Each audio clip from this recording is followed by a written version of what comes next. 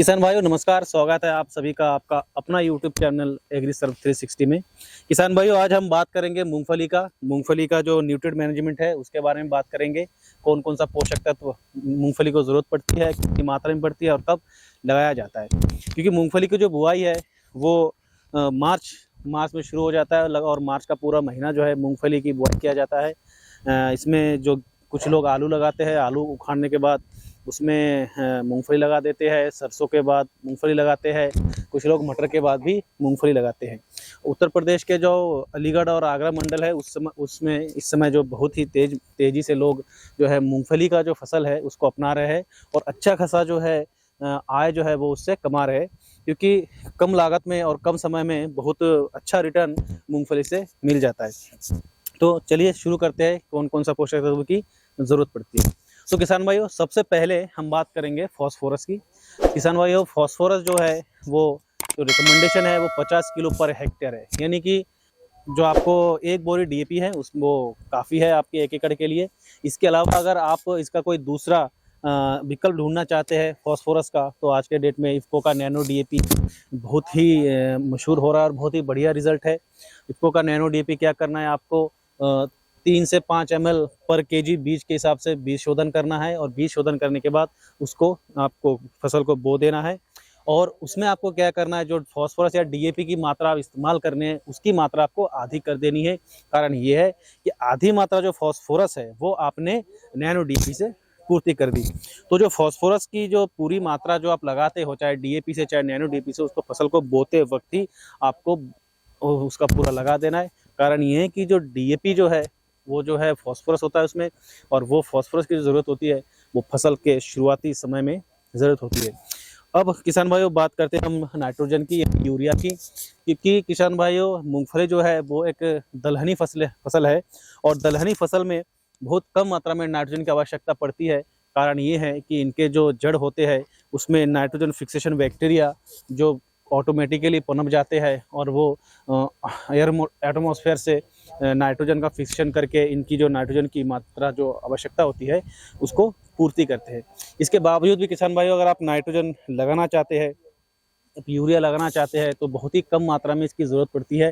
क्योंकि डीएपी जो आप डालते हैं उसमें भी नाइट्रोजन होता है और जो आप नैनो डीएपी अगर डालते हैं तो उसमें भी नाइट्रोजन होता है, तो काफ़ी मात्रा जो है उससे पूर्ति हो जाती है। उसके बावजूद भी आप डालते हैं तो आप पर एकड़ 25-30 किलो जो है यूरिया आपको डालना चाहिए, इससे ज़्यादा नहीं डालना चाहिए। और आपको कोशिश करना चाहिए कि जो नाइट्रोजन है उसको आप उस समय डालें जब आपको लगे कि आपके मूंगफली में यूरिया की ज़रूरत है।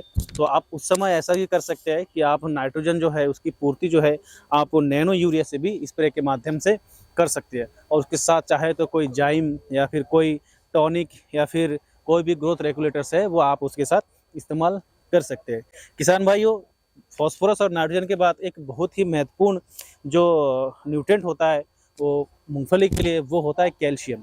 किसान भाइयों कैल्शियम जो होता है वो मूंगफली का जो ऊपर का जो शेल होता है, जो खोल होता है, उसको बनाने के लिए बहुत ज़्यादा ज़रूरत होता है।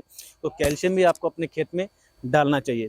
कैल्शियम का जो सबसे बढ़िया स्रोत है, जो बढ़िया सोर्स है आपके मूंगफली के लिए, वो किसान भाइयों है आपका जिप्सम। देखो जिप्सम में कैल्शियम और सल्फर दोनों चीज़ होता है, और सल्फर जो है किसान भाइयों वो भी मूंगफली के लिए बहुत ही ज़रूरत होता है। इसके लिए हम आगे बात करेंगे।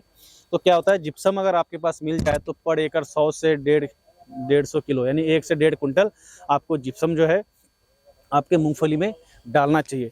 और ये डालने का जो इसका समय होता है, ये फूल जब बनता है या उससे पहले जब पैक फॉर्मेशन या फूल फॉर्मेशन फ्लोअर का जो टाइम होता है उससे पहले आपको क्या करना चाहिए, आपको जिप्सम जो है वो डाल देना चाहिए। उसके बाद आपका खेत को जो है आपको हल्का फुल्का निड़ाई गुड़ाई कर देना चाहिए। उससे क्या है जिप्सम पूरे मिट्टी में मिल जाता है। और इसके बाद अगर आप निड़ाई गुड़ाई करना चाहते हैं तो नहीं कर सकते। कारण ये कि एक बार जब पैक फॉर्मेशन शुरू हो जाता है तो जो पैग होता है वो निकल के मिट्टी के अंदर जाता है, और अगर आपने उस समय निड़ाई गुड़ाई किया तो वो पैग जो है वो कट जाता है, टूट जाता है, जो आपका जो प्रोडक्शन को कम कर देता है। तो आपको कोशिश करनी चाहिए कि पैग फॉर्मेशन से पहले ही आपको जिप्सम और सल्फर डाल देना चाहिए। अब चूंकि जिप्सम डालेंगे तो आपको सल्फर की ज़रूरत नहीं पड़ेगी।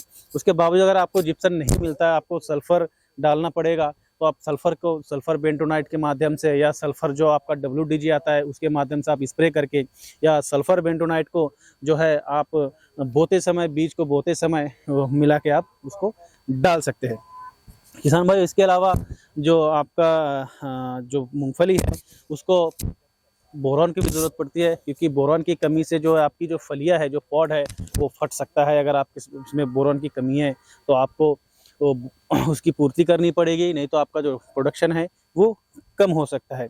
फिर किसान भाई एक चीज़ और ध्यान रखिए, इसमें मैग्नीशियम, उसके बाद आपका मैग्नीज थोड़ी थोड़ी मात्रा में इसकी भी ज़रूरत पड़ती है। तो समय समय पे आप इसकी जो पूर्ति है वो भी आप करते रहे, जिससे कि आपका जो फसल है वो अधिक से अधिक प्रोडक्शन दे किसान भाई। इसके अलावा आपको एक ध्यान और रखना चाहिए, जब आप फसल बोते हैं, फसल बोते समय आपका जो खेत की नमी है वो बिल्कुल एक्यूरेट होनी चाहिए। अगर कम नमी होगा तो आपका जो बीज है वो कम जमेगा, और अगर बीज कम जमेगा तो आपका जो प्रोडक्शन है वो कम हो जाएगा। इसके अलावा आप ये भी तैयारी, जब आप फसल बोने से पहले खेत की जुताई करते हैं तो मिट्टी को एकदम भुरभुरी कर दे, जिससे कि आपका जो मूंगफली है, क्योंकि वो ऊपर उसका फूल बनता है और फिर फूल में पैक बनता है, पैक वो नीचे जाता है, तो जितना मिट्टी आपका भुरभुरी होगा उतना ही आसानी से पैक फॉर्मेशन होगा और पॉड फॉर्मेशन होगा। ये सारी बातें आपको ध्यान में रखना चाहिए।